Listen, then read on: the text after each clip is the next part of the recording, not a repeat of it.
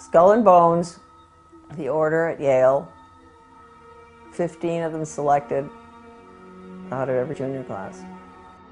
They paid. Wall Street financed Hitler, financed Stalin, creating communism, which is what they did. That's all very bad, and Skull and Bones is all involved in that with the order. They concerned the build-up of the three types of socialism: Bolshevik socialism in Russia, what we might call welfare socialism in the United States, and Hitlerian or National Socialism. And each book examines the financing and the contributions made by Wall Street, by international bankers, to the development of that specific form of socialism.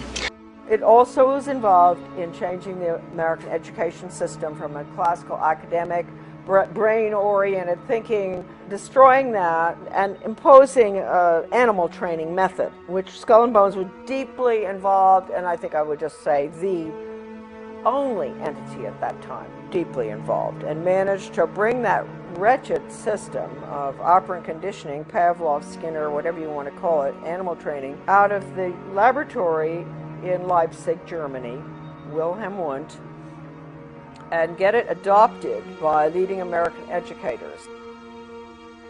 Motivation and reward are crucial factors in learning.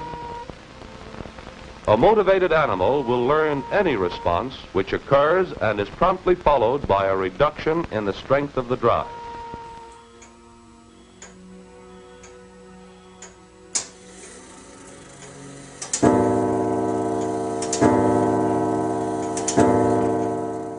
My father and grandfather were members of the order. Skull and Bones was put together by William Russell in 1830, secret society at Yale University. And the connections with Germany are pretty extensive. You know, the Illuminati, I think it's got to be, I think that there's a lot of research out there that I haven't even read that is there, that does connect it with the Illuminati. And the Illuminati, of course, was Bavarian Marxist society based on destroying the family, destroying the church, which at that time was Catholicism, destroying religion, destroying national entities, boundaries, no more. I have, you know, the Proofs of Conspiracy by Robeson, an original copy of that, and it says right in there, you know, where the order, it's interesting, the order, right? The goal was to, just as I said, down with the family, down with the royalty. At that time, governments were royalty, and they were religious. That was Western European, right? Down with nationalism, get rid of countries, drop borders. I mean, and people think that that's new. The Illuminati order, this is Skull and Bones, see?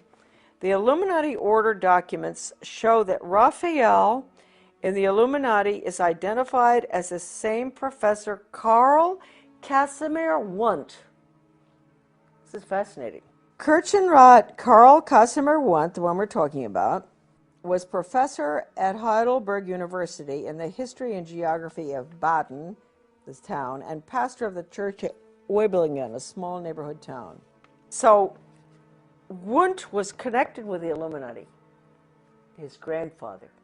Well, this is the background of Wilhelm Maximilian Wundt, who really trained the American educators in the behavioral psychology, stimulus response training type of Skinner, operant conditioning, bells, whistles, all that stuff, which does not teach, it trains for the workforce. Now, this was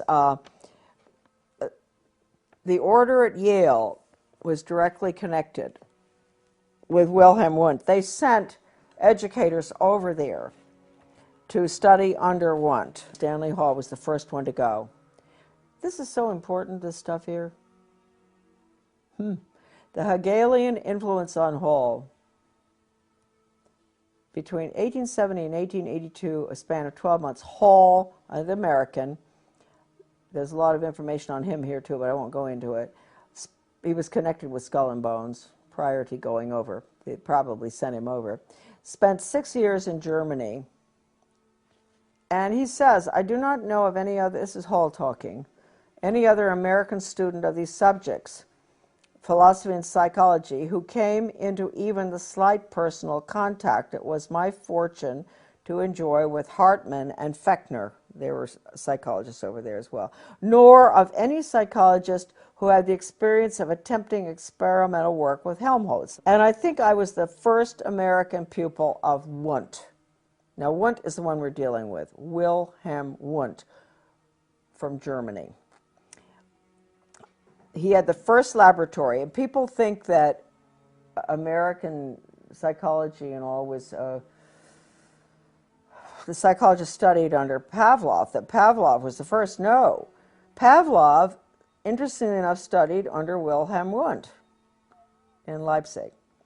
The 12 years included in this span as an American pupil of Wundt, more than any other equal period, marked and gave direction to modern psychology. Wilhelm Wundt, 1832 to 1920, professor of philosophy at University of Leipzig, was undoubtedly the major influence on G. Stanley Hall, who was subsequently, who trained, all the others, Thorndike, Dewey, and all of them, okay? And he was sent over, Hall, it appears that he had a lot of connections with the order at Yale, and that's why he ultimately ended up going to Leipzig. Modern education practice stems from Hegelian social theory combined with the experimental psychology of Wilhelm Wundt. The Hegelian theory, create the problem, people scream, impose a solution type of thing. And no right, no wrong, too. Whereas Karl Marx and von Bismarck applied Hegelian theory to the political field, it was Wilhelm Wundt, influenced by Johann Herbart, who applied Hegel, the Hegelian dialectic, to education, which in turn was picked up by Hall and John Dewey and modern educational theorists in the United States. That's to create the problem, and people scream, impose a solution. That's the Hegel. Wundt is the animal training method that bypasses the brain. Wundt is important in the history of American education for the following reasons. He established in 1875 the world's first laboratory in experimental psychology to measure individual responses to stimuli. 2. Wundt believed that man is only the summation of his experience, the stimuli that bear upon him. It follows from this that for Wundt, man has no self-will, no self-determination. Man is in effect only the captive of his experiences, a pawn needing guidance. 3. Students from Europe and the United States came to Leipzig to learn from Wundt the new science of experimental psychology. These students returned to their homelands to found schools of education or departments of psychology and trained hundreds of PhDs in the new field of psychology. The core of our problem is that Wundt's work was based on Hegelian philosophical theory and reflected the Hegelian view of the individual as a valueless cog in the state, a view expanded by Wundt to include man as nothing more than an animal influenced solely by daily experiences. This Wundtian view of the world was brought back from Leipzig to the United States by G. Stanley Hall and other Americans and went through what is known among psychologists as the Americanization of Wundt. Although Hall was primarily a psychologist and teacher, his political views were partially Marxist, as Hall himself writes, quote, I had wrestled with Karl Marx and half accepted what I understood of him. Confessions, and don't forget Karl Marx used the Communist Manifesto was basically Weishaupt. It's important to remember that. Huh? So this is really a very fine chapter out of Sutton's book, America's Secret Establishment. This is the chapter, How the Order Controls Education. And I want to point out that nobody but Sutton in the writings on the order has ever really dealt with education. Sutton saw the importance. I mean, he'd been doing all the work on our, aid to the Soviet Union on technology and all for the Hoover Institute. but he really, he's the only one who ever connected the order with education. Yeah, you know, even this great book that we've all, that Sutton Leipzig Connection, this great book, I don't believe that Paoli Leone understood the connection with the order either. He wrote about Wundt. It's a fantastic little book. You couldn't get it. The viewers can get this book. I think it's, you know, there are a few very important books on education. I'd say that this is the #1 book on education that's ever been written, this little book. And I think Anthony Sutton agreed, because he got a lot of his work in his book on the order from the Leipzig Connection as well. If we want to start with the condition of the average American right now, who has been conditioned by the television and in the schools and pretty much in daily life, you know, with the community councils and all, it goes away from the individual. Everything is to get, well, John Dewey said it, we have to get rid of the individualism.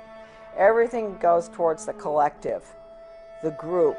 And ever since the early 60s or 50s, they've had the training sessions going on. They started in Bethel, Maine, National Training Labs, to use sensitivity training to bring people together in groups, and they'd all spill their guts about everything. And once you've done that, you're dependent on that person, right? Because they know everything about you. So this is the way you form the collective. It really is very interesting, the sensitivity training, how it works. And it says right in the original documents that it's Chinese communist thought control. Well, Americans have been exposed to this now, you know, certainly since World War II. And they've become little collectivists, really, groupies. They think that way. Anybody who thinks as an individual really is looked at askance, you know, strange person, you know, having an opinion that is opposite to what I've heard every night on the TV or in school or in college. Strange person, these individualists, huh? So that's what we're looking at now. We finally, this is very interesting right now. I mean, talking about the Rockefeller Foundation, the General Education Board of Carnegie, you have, this is the chart showing that the University of Chicago, the School of Education, which had John Dewey and Charles Judd were there. Columbia University Teachers College, John Dewey Thorndike, who had his pet chickens that he trained, James E. Russell, and then James McKell in the Department of Psychology at Columbia. All those were all funded, and Hopkins Medical School, by Rockefeller Foundation's General Education Board and Carnegie Foundation. Now, when you think back to everything I've been talking about, the Carnegie Conclusions and Recommendations to change the American education, 1934, to change American education from the standard, you know, classical education that we have, basically to outcomes-based ed, because Carnegie, after they wrote that nifty little blue book that outlines a socialist America using Carnegie's views, they had something called the 8-year study, the Carnegie Corporation, which we didn't realize until I read something in the Education Commission of States used to have, or still does, maybe in Denver, has a newsletter. And I was reading it one day, and at the bottom of the page, I just saw something, and it said, OBE is simply because we were fighting OBE, outcomes-based education, performance-based education for workforce training, performance. And I turned the page, and I said, it's just a rerun, virtually, of the Carnegie Corporation's 8-year study in the 1930s. And I went, what? And then we went and we got the whole 8-year study out of the University of Georgia Library, because the editor of my book lives in Athens, Georgia. And we got the 8-year study. And the 8-year study actually is what they're putting in right now. It's the no grades. It's removing the Carnegie unit, which requires the old Carnegie unit. You guys went through it in school. You know, we all did. 4 years of math, 4 science, 4 English, 4 history, whatever, in order to graduate. And all of that has been removed now, because the student is not focusing on intellectual endeavor. It's workforce training. And so they're taking those years away, and they're taking ABCD grades away. They're taking kindergarten 1, 2, 3 through 12 away. And the whole thing is an open system where the child proceeds at his own pace and has his own test. He's not being compared against anybody else, no competition, because he is the cog in the wheel. He's being trained for the state and the corporations, not for his own upward mobility. Forget classical education. That's what they're putting in right now. They're calling it Reinventing Schools Coalition. And interestingly enough, why I should be living in this small town of Dresden, Maine, where it's one of the pilots, one of the few in the country for it. I went over and I found out about it. Their whole goal was to turn education on its head into training, which is exactly what they wanted to do, because if you take the Carnegie's little conclusions and recommendations for the social studies, forget social studies, okay, I don't know why they call it that really. It was really conclusions and recommendations for the destruction of American education, that little book. By putting that new system in, and the very people who signed off on their report were involved in all of this. Columbia, George Counts, Rudd, Ballou, all the names. And so Carnegie, whereas you had Hopkins and University of Chicago and all were putting in the method, Carnegie was advocating the change of our formerly free market system to a planned economy, Soviet style, through the schools. That's the little dark blue book, Conclusions and Recommendations. That is recommending a new form of government and economic system for the United States, and it clearly states in there the American people are going to have to get used to this, because this is the new order. That is these barriers are breaking down all over the world. We've got to have a world system and all. This is all. I mean, this isn't direct quotes, but this is what the book tells you, and that the curriculum has to be completely revised from the old classical curriculum to focus on world government, basically. That's that little 1934 book. So at the same time, you had Columbia University and Dewey and all of them. Dewey had, a lot of them had been to the Soviet Union, George Counts, and they were just saying, this is the most wonderful system, blah, blah, blah. Well, I think Counts recounted or recanted sort of at the end. I think he realized, because things were getting pretty brutal in the 30s under Stalin. It was pretty hard to defend the system. But anyway, the goal, I think, people will always ask, well, why on earth did Wall Street finance the Bolshevik Revolution? Why would they do that? Well, I think they did it because Russia was I don't think they did it because they were atheists or one thing or the other. I mean, William Boyce Thompson, he was first head of the Federal Reserve, I think. He put $100,000 of his own money into Russia. I think it was all greed, personally. I think that's why they initially started supporting the Bolshevik Revolution. I think they wanted to be in control of the natural resources. I'm talking about America's Secret Establishment by Anthony Sutton. I knew Anthony Sutton. We met. We both were working on U.S. Soviet policy. I used to be in the State Department, so I was interested in that too. But one day, he said, I'm interested in the influence of the order at Yale, and I said, oh, you are?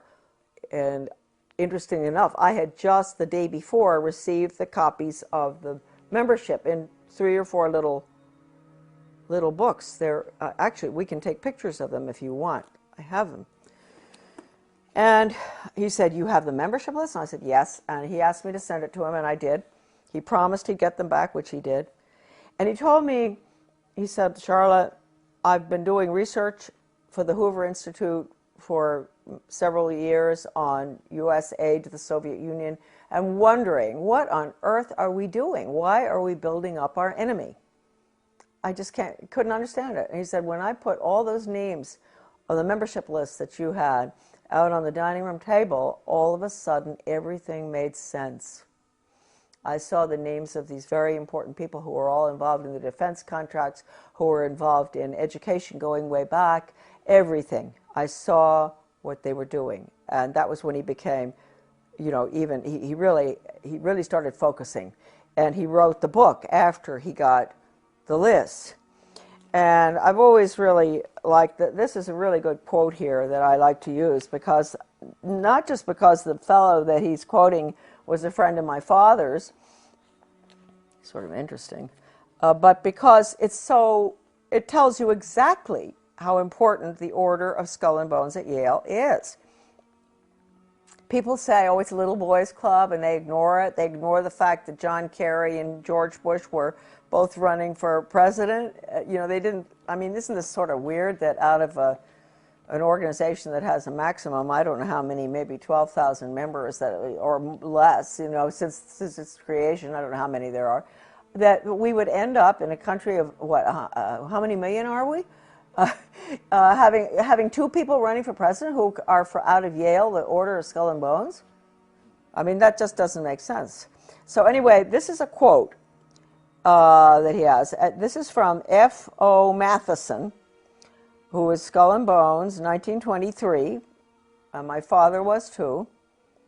To Donald Ogden Stewart, Skull and Bones, 1916, an older guy.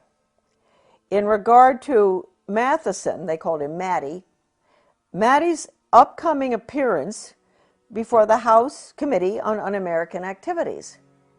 So he's writing to his other Skull and Bones buddy, you know, soothing his concerns, saying, don't worry, we'll make it. We're going to get by here. You know, we're going to get our agenda in, basically.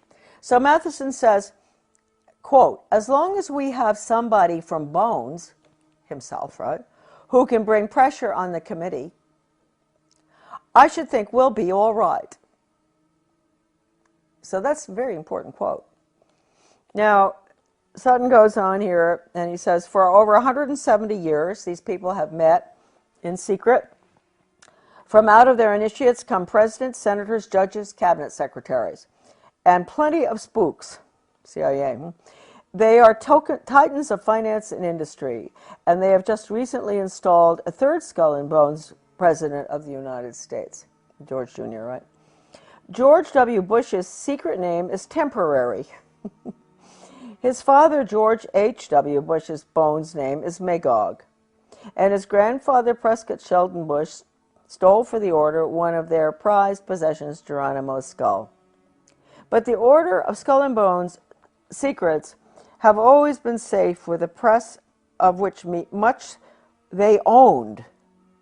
They owned, and that's why I think earlier you saw in this video, I mentioned that, or maybe I didn't, I've been writing letters to the press since 1975 that, with a direct quote from a communist, that regionalism is communism. And I've had other articles published, but they would never go near that.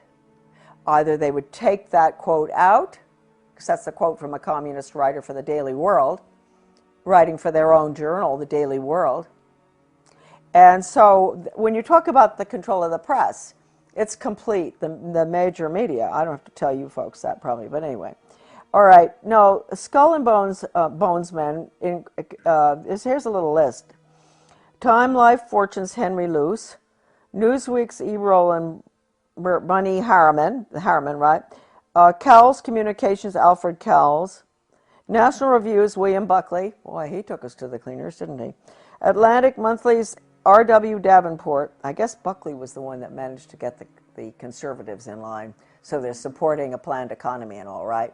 He said that he said that John Kenneth Galbraith was one of his best friends, and he admired him. So, Did he repudiate the Birchers? Oh yes, yes. Went after the Birchers. He did terrible things, Buckley. Atlantic Monthly's Davenport, among others. If the Order is mentioned in the establishment press at all. Bones is defined as just a staid wayside for students. Its glory faded. This book is extremely important. You can go on the internet to get it. You said Alex has got it, is that right? I think we do. You're right. Anthony Sutton was educated at the Universities of London, Göttingen, and California. While research fellow at the prestigious Hoover Institute, he produced the monumental 3-volume series, Western Technology and Soviet Economic Development. Other books include The Best Enemy Money Can Buy, Wall Street and the Bolshevik Revolution, Wall Street and Hitler, and many others. All right, this is a picture of my grandfather, Samuel Clifton Thompson, born in Pottsville, Pennsylvania. And this picture is taken just before he went out to South Africa as a mining engineer to open up the gold mines in South Africa.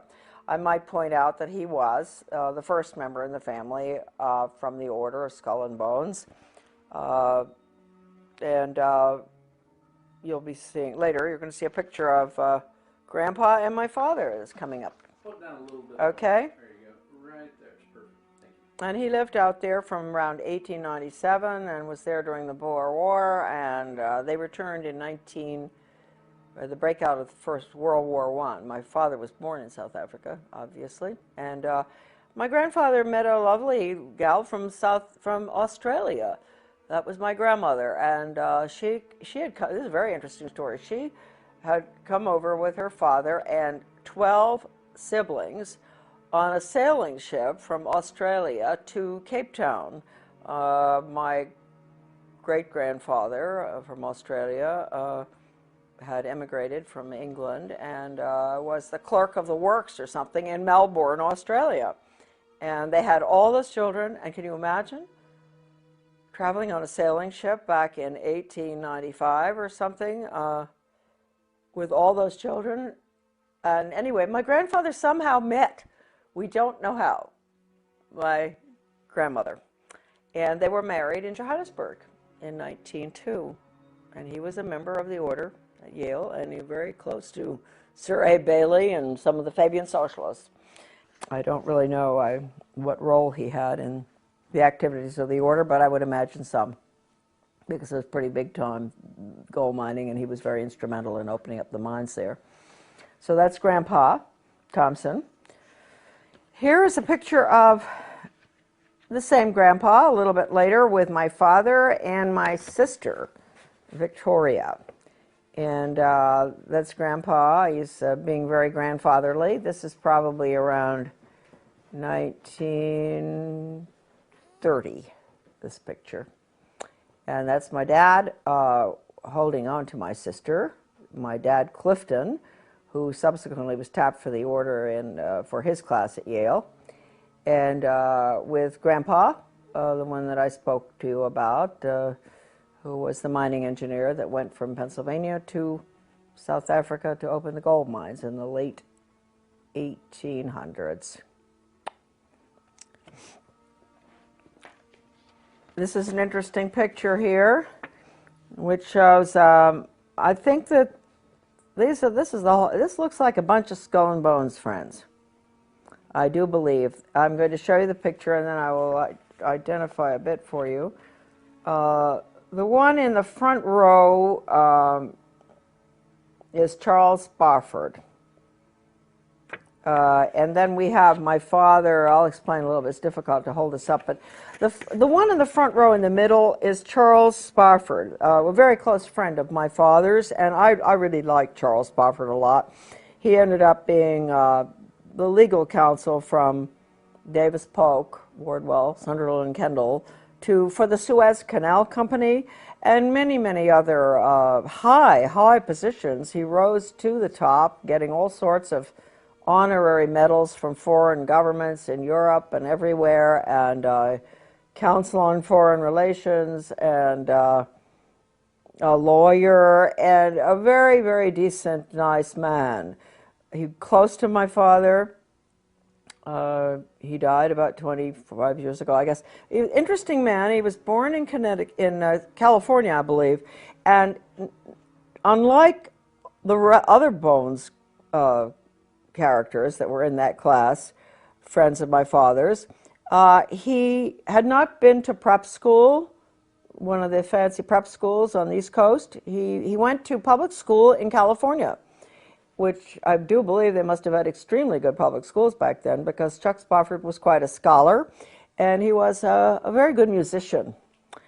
And very high up he became after World War II, which he served in Europe as a lieutenant or something. After he got out, he was promoted way high up to one of the top positions in NATO, the North American Treaty Organization, and went on to be very influential in diplomatic circles.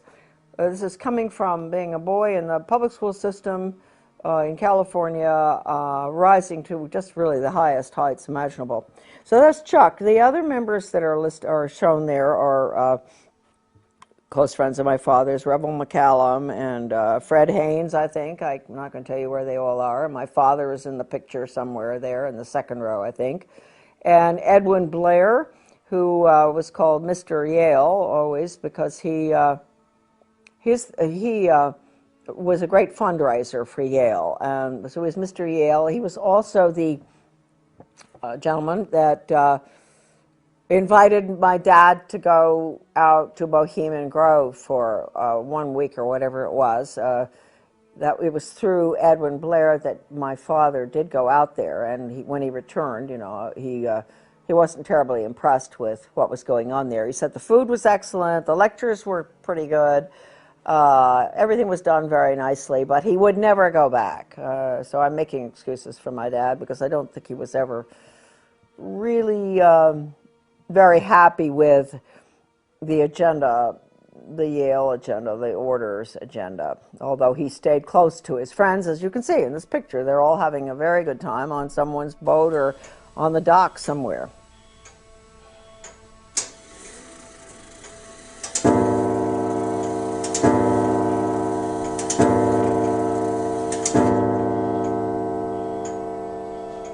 This is the Skull and Bones grandfather clock.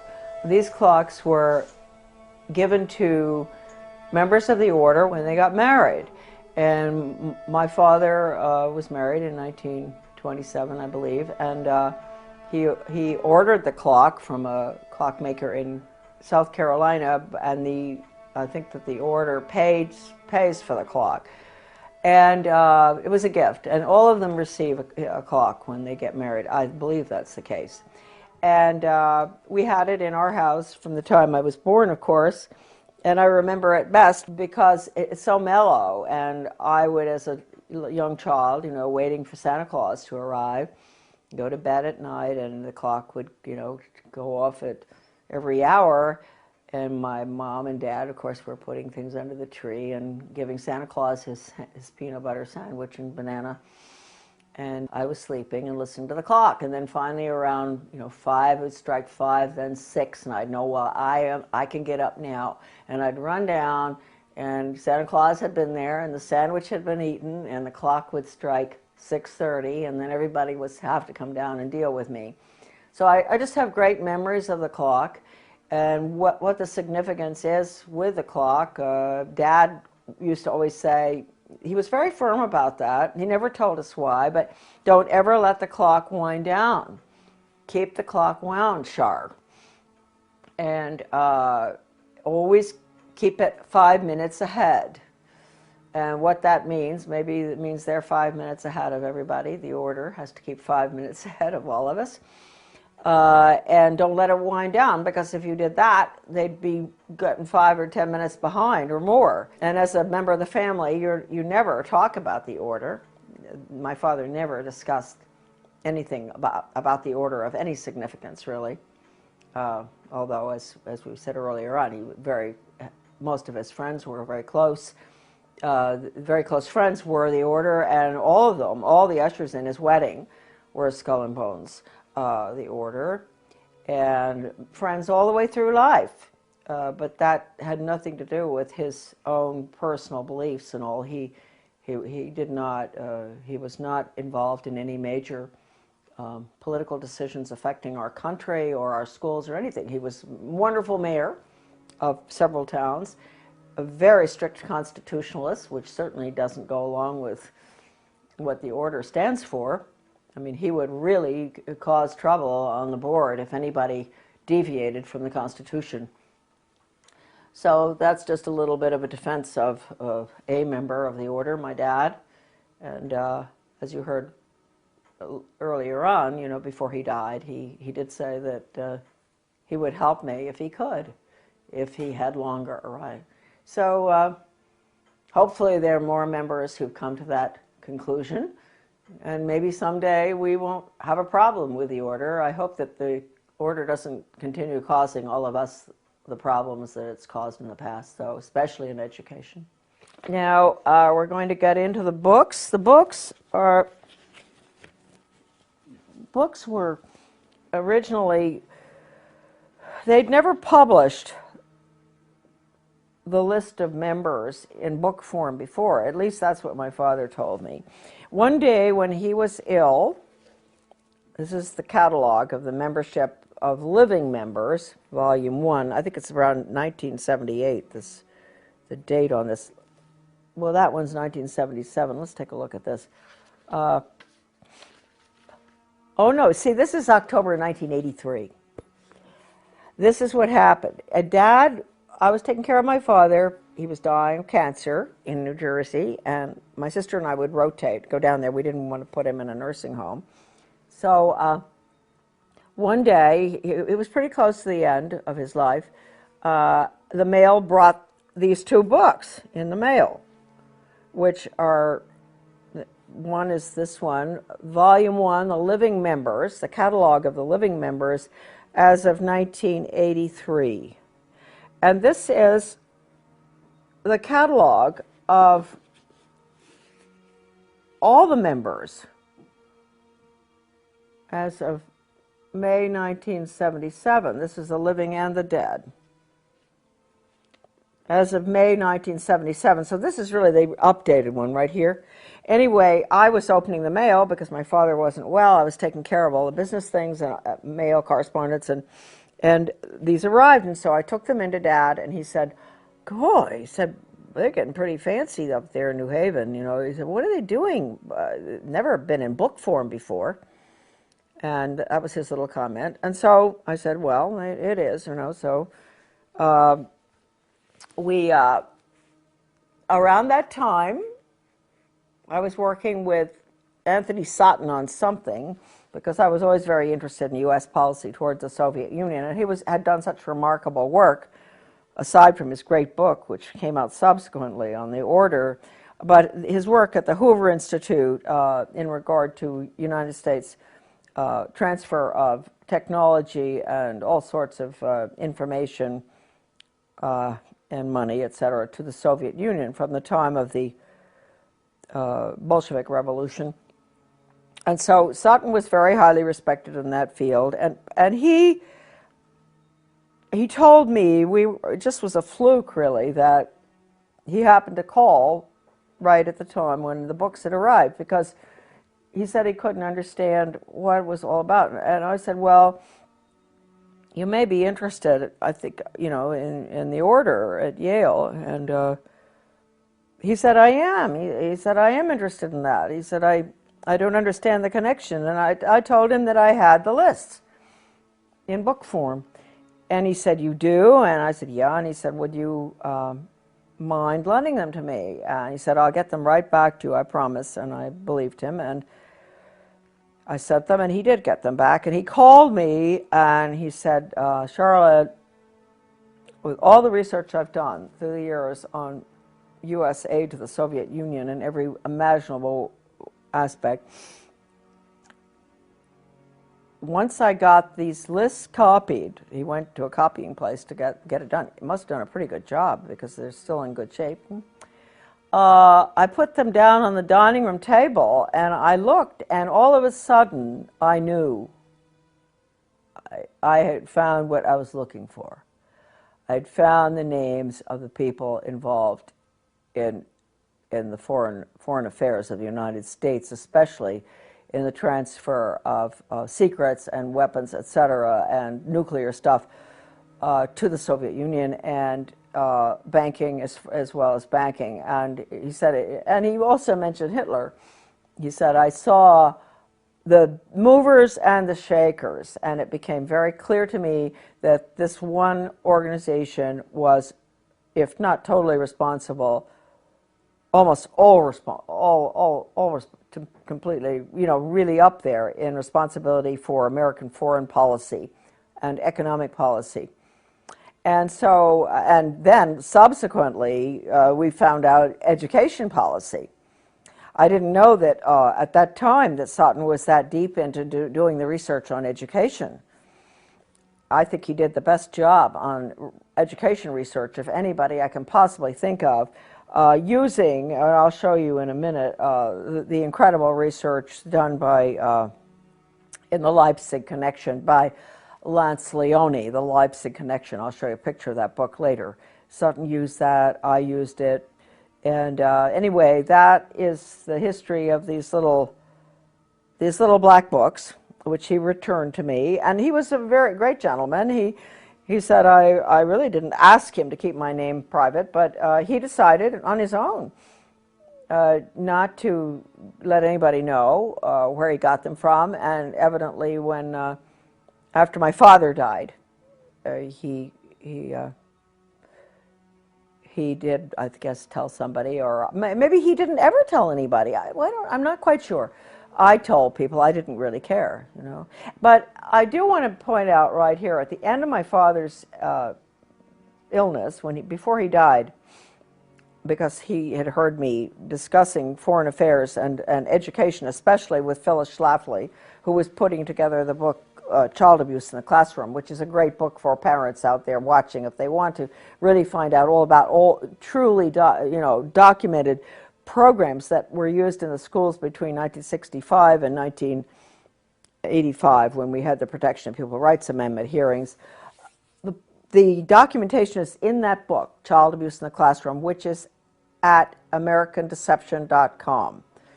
A marvelous book. And Phyllis and I, at this time, when I was taking care of my dad in 1984, were talking on the phone constantly about what was going on with global education, all the horrible values-destroying programs,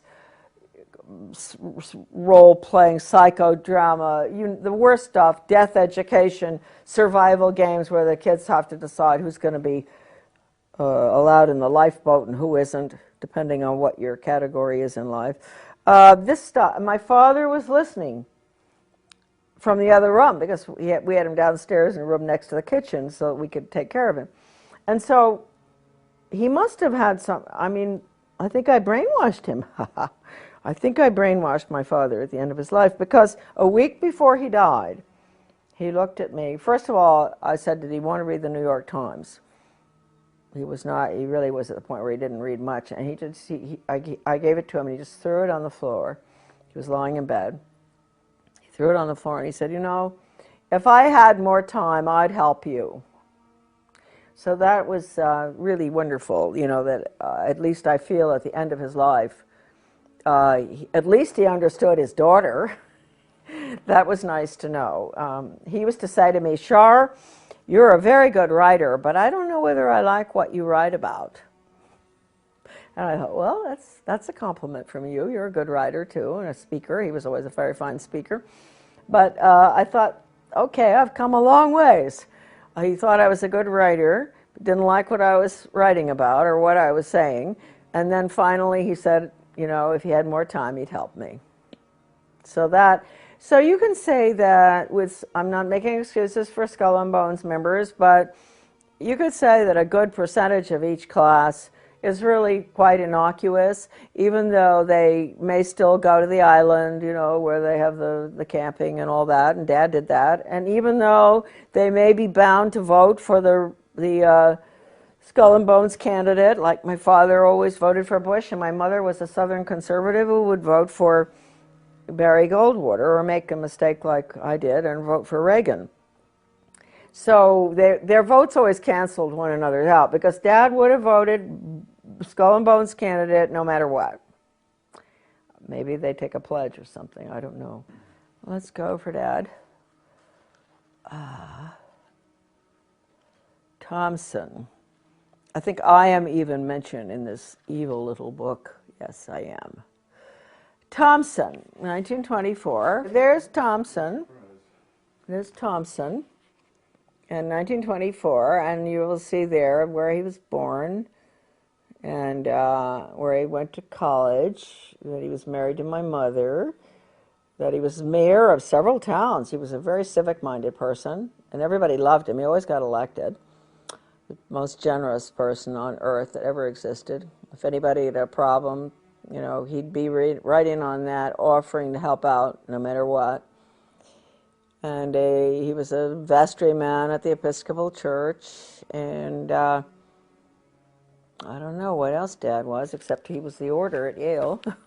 Anyway, did you get that picture okay? I did. I could even see your name on there. Oh, good. So it says 1924, law retired, born January 3rd, 1903, Johannesburg, South Africa, where he resided, Moseley Road, Far Hills, New Jersey, worked at Appleton, Rice and Perry, New York, counsel and director, SEBA Corporation, 4664, mayor, Sands Point, New York, 40-47, member, Township Committee, Mendham, New Jersey, 61 to 71, married June 4, 1927, Charlotte Dyer, and daughter, Victoria Romig, and Charlotte, my goodness, my name is in the Skull and Bones little black book of members. I didn't even know that, huh? Well, good for you, Charlotte. I wonder what they say about me. Oh, they're so all to themselves. They probably don't even know about me. They probably don't even know about Dad anymore. So now we have, oh, this is an interesting one here. Oh, look at all these bushes. Bush, bush, bush, bush, bush, bush. How about it? Let me give you a, there we are, look. Bush, 1948, George Herbert Walker. Well, we're going to, oh, my representative to the UN, chairman of the Republic. This is a good one. George Herbert Walker, born in, you know, he must have graduated in 1948, right? And born 1924 in Milton, Massachusetts, director CIA, Washington, D.C., residence in Washington, and President and Chairman Zapata Offshore Company, 58 to 66, member U.S. Congress, 67-70, U.S. Permanent Rep to the United Nations, Ambassador, 71 to 72, Chairman, Republican National Committee, 73-74, boy, he doesn't give up, does he? Chief U.S. Liaison Office, Peking People's Republic of China, 74-75, Lieutenant, junior grade, U.S. Navy, 42-45, 3 air medals, married January 6th to Barbara, 1945, children, George W., 1968, John E., Neil M., Marvin P., and Dorothy. Yep, okay. Then we have, gosh, George Jr., 1968, born, I mean, that was the class. He was born in 1946 in New Haven, resides in Houston, Texas. That's all they have for him. Oh, this is an old book, see? Yeah, okay. Then James, I never knew about James, did you? Yeah, he's the brother. Well, I've heard about him. Okay, and I knew about the girl. Yeah.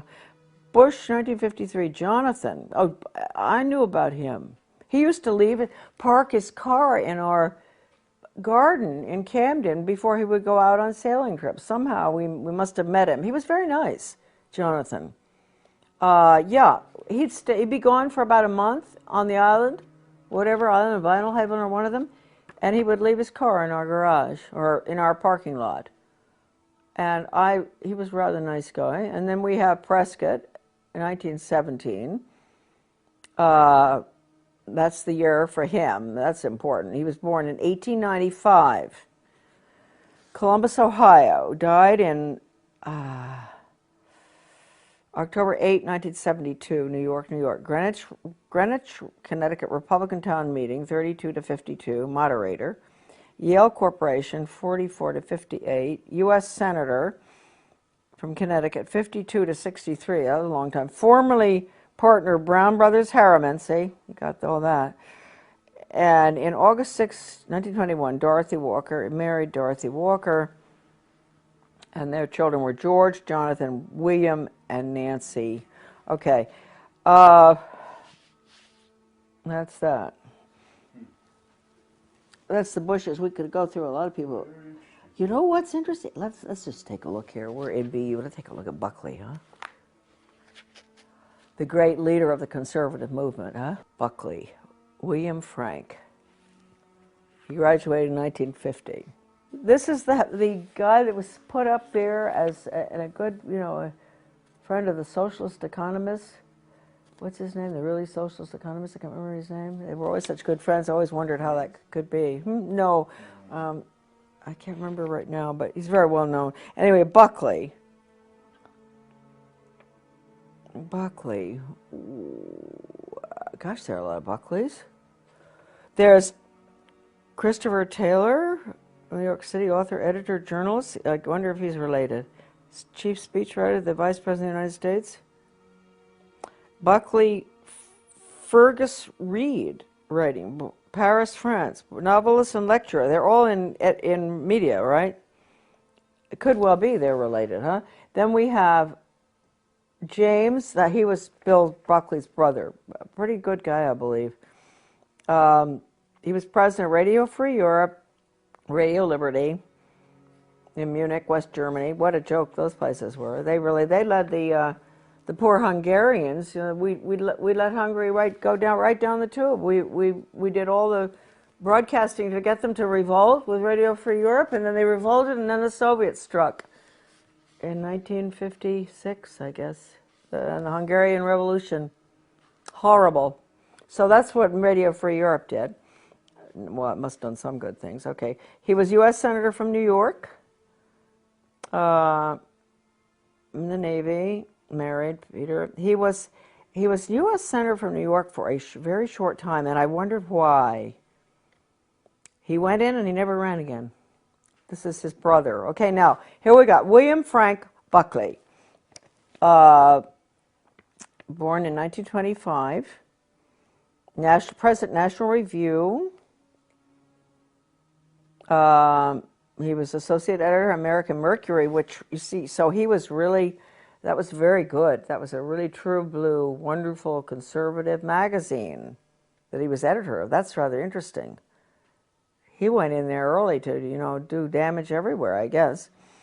Editor-in-chief, National Review, syndicated columnist, TV host, Firing Line, chairman of the board, Star Broadcasting Group, author of several books, appointed by Nixon to 5-member USIA Advisory Committee, 1969, appointed by the President, public member of the U.S. delegation to, 28th General Assembly of the UN.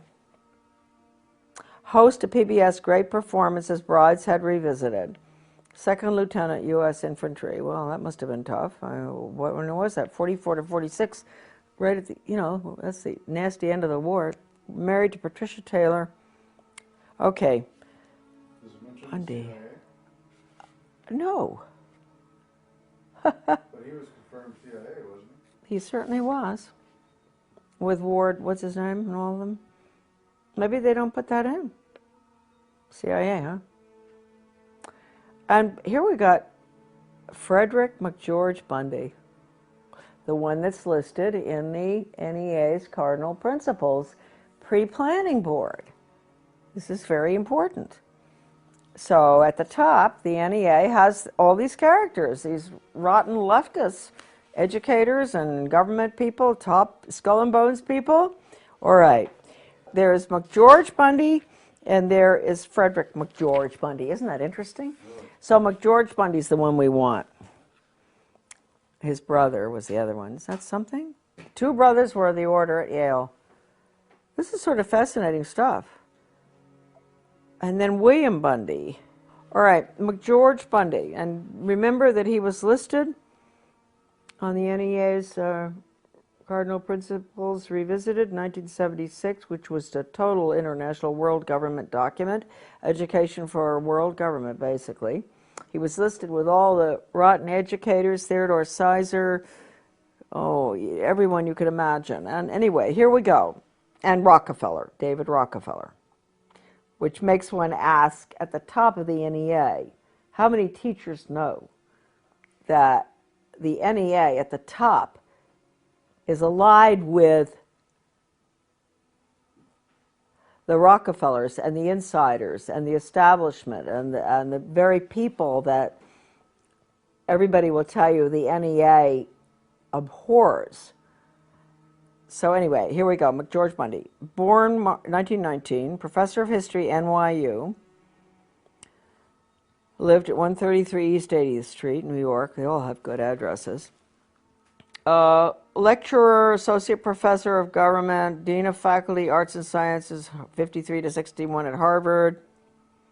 Arts and sciences, that's interesting, huh?